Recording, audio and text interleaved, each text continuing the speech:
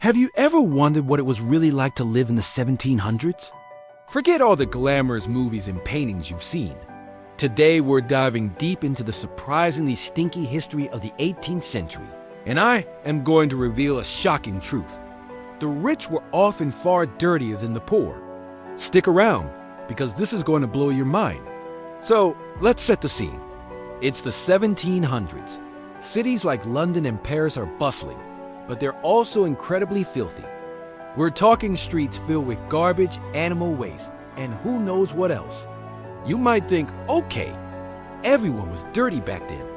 And you'd be right, but not in the way you expect. Our modern idea of hygiene, with daily showers and antibacterial soap, just didn't exist. But the way the rich and the poor dealt with all this filth was completely different. Let's start with the poor. A typical farmer or laborer would live a life closely tied to the outdoors.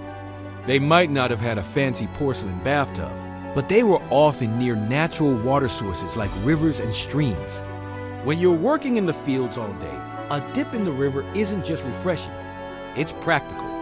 It cools you down and washes off the sweat and grime. Their clothing was simple, usually made of wool or linen. They didn't have many changes of clothes, so they'd wash them regularly in the river, beating them against rocks with lye soap made from animal fat and ash. It was a tough life, for sure, but this regular contact with water and basic cleaning meant they were, in a way, cleaner than their wealthy counterparts. They couldn't afford to be otherwise. Their clothes had to last. Now, let's climb the social ladder and see what was happening in the grand manors and palaces. This is where things get really interesting. For the wealthy, bathing was a bit no-no. You heard me right. Doctors at the time believed in something called the miasma theory. They thought that diseases like the plague and cholera were spread through bad smells or bad air that could enter the body through the pores of the skin. So, what did they think opened up those dangerous pores? Hot water. Taking a full-body bath was seen as a major health risk, like inviting sickness right into your body. Instead of bathing, the rich practiced what we might call dry cleaning. They would use a linen cloth, sometimes dampened with a little water or vinegar, to wipe down their face, neck, and hands. But a full-on soak in a tub? Almost never. Queen Elizabeth I famously boasted that she bathed once a month, whether she needed it or not, and she lived in the late 1500s, but that attitude carried on for centuries. So if they weren't washing, how did they deal with the smell? The answer is, they covered it up. This is where perfume comes in. The 18th century was the golden age of perfume, but not the light, fresh scents we wear today. These were heavy, powerful fragrances made from animal-based ingredients like musk from deer, civet from a cat-like creature, and ambergris, which is essentially whale vomit. Yes, you heard that right. These strong, musky scents weren't meant to be pleasant. They were designed to overpower body odor. A wealthy lady or gentleman would douse themselves, their clothes, and even their wigs in these potent perfumes. They believed that the strong smell would create a protective barrier against the miasmas, the bad air that they thought caused disease. So, if you walked into a royal court, the air would be thick with a cocktail of expensive perfumes, unwashed bodies, and scented powders. It was probably an overwhelming experience for the nose. Let's talk about the clothes. The fashion for the rich was all about layers and luxury. Men wore elaborate silk coats, waistcoats, and breeches. Women were encased in corsets, petticoats, and magnificent gowns made of silk, satin, and brocade. These fabrics were incredibly expensive and delicate. You couldn't just toss a silk gown into the river to wash it. Cleaning these garments was a huge, complicated process, so it was done as infrequently as possible. Instead of washing the outer layers, they would focus on the undergarments. The rich wore linen or cotton shirts and chemises right next to their skin.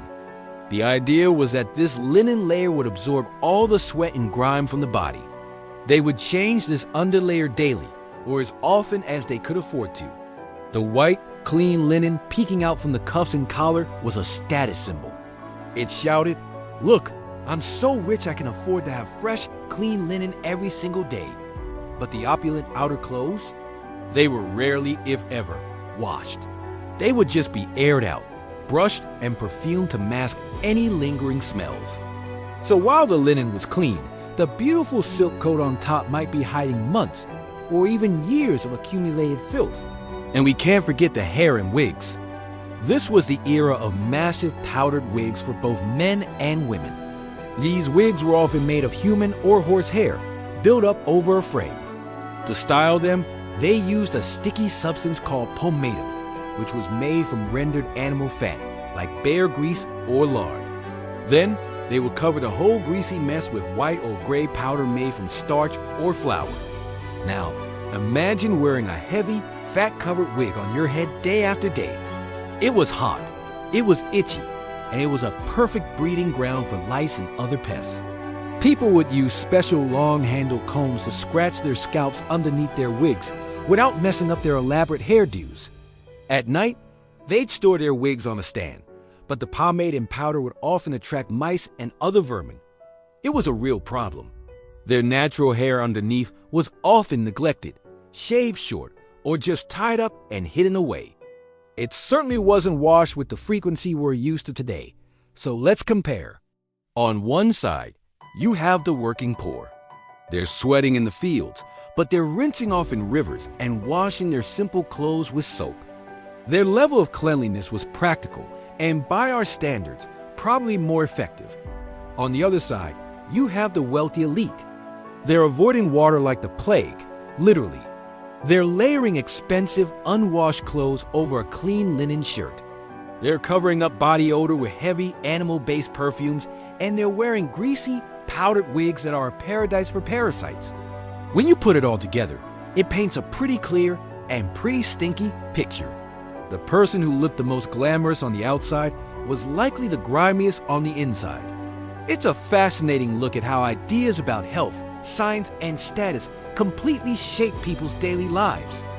What was considered the peak of sophistication and cleanliness in the 1700s would seem completely bizarre and unhygienic to us today. It really makes you appreciate your daily shower and washing machine, doesn't it? The belief that water was dangerous and that bad smells caused disease led the rich down a path of masking filth rather than removing it. It's a classic case of good intentions based on bad science, leading to some very fragrant results. The next time you see a portrait of a powdered aristocrat from this era, just remember, beneath all that silk and powder was a person who probably hadn't had a proper bath in months. History is full of these surprising little details that turn everything we thought we knew on its head. So, to wrap it all up, the reason the rich were often dirtier than the poor in the 1700s came down to three main things: a fear of bathing, a reliance on perfume to mask odors, and clothing that was too delicate and expensive to wash regularly. While the poor were scrubbing away in rivers, the rich were powdering and perfuming their way through life, all in the name of health and fashion. What do you think is the most surprising hygiene fact from the past? Let me know down in the comments. I love reading your thoughts.